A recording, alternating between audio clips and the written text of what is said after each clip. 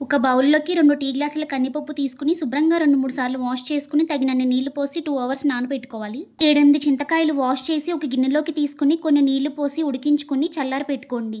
Pressure కుక్కర్‌లోకి 2 గంటల పాటు నానబెట్టుకున్న కందిపప్పు నీళ్లతో సహా వేసుకొని 2 విజిల్స్ వచ్చాక స్టవ్ ఆఫ్ చేసి ప్రెషర్ పోయిన తర్వాత రుచికి సరిపడా ఉప్పు వేసి మెత్తగా మ్యాష్ చేసుకోవాలి.